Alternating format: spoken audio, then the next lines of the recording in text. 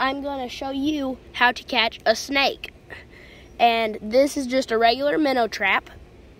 It's one with the cone shape so the minnows go in and they can't get out because they can't find the hole. And then, so you get one of these, and then what you do is you go into the hole right here and you clip a little bit, just cut a little bit of that hole to make it bigger. Just make the hole a little bit bigger, not a whole bunch. And then now what you're gonna do is you're gonna find something, and you don't have to use bait. I've used bait before and I didn't get any success compared to not using bait. So what you'll need is just say, so this is the house, and so what you're gonna do is you're gonna take, and you could do it by a barn, you could do it by anything, as long as it has a wall like this. And this is of course the outside. And now what you're gonna do is you're gonna take and find a rock so you're gonna put it up against the wall of whatever you're using, like this. And then you're gonna take and see how there's that gap there? If you want to catch a snake, you gotta fill in that gap, because a snake's gonna be like, it's gonna see this sketchy thing that looks weird, is gonna be like, no thanks, I don't wanna go in there. So it's just gonna go around it, and you don't want him to go around it, you want him to go in it. So you fill in this little gap right here. So first start off with a big rock like this. It ain't that big, it's a little bit smaller than the size of the palm of my hand. And just kind of stack the rocks up until you can't really stick your finger in there.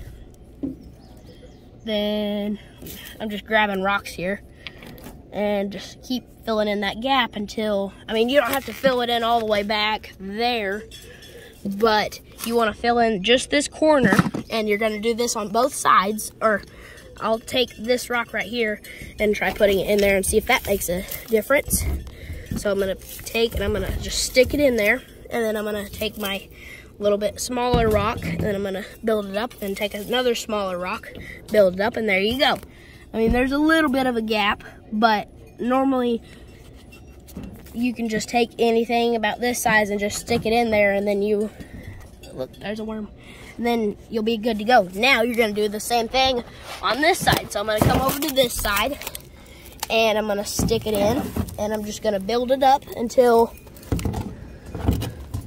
and that's a little bit too big because you can see it's pushing against it. Then when I take it and push on it, it's pushing against the rock and not the wall. So I have this here, and I'm gonna put it on that rock right there, and then I'm gonna push it to it, and it's not getting stuck on it. So then I'm gonna put another smaller rock in, and then about have my gap filled in. Okay, I have my gap filled in, as you can see there. And now that's how you set it up. And I would recommend doing this if you don't want your snakes to die. This is like a snake alive trap.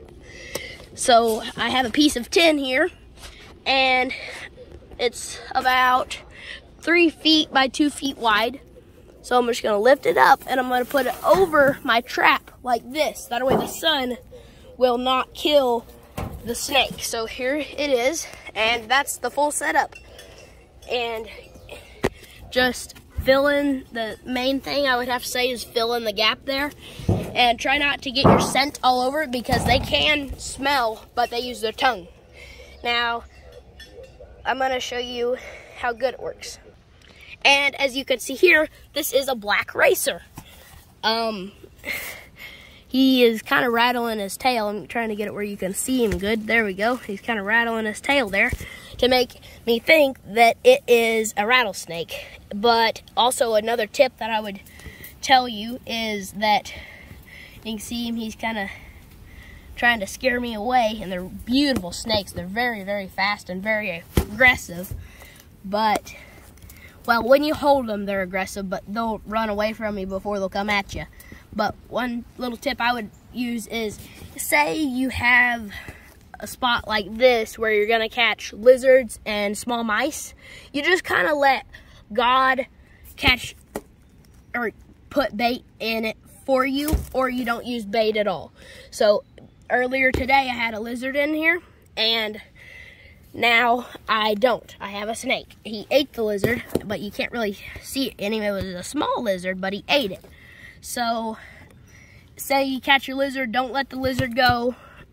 I mean, if it's been 4 days and he's still alive, let him go because he's probably going to die either way.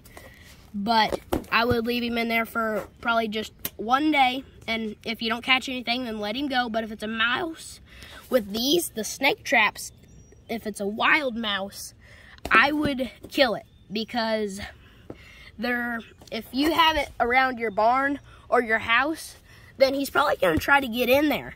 So I would kill it because they can get out of this really easy. I've left them in there to act as bait, but it did not work.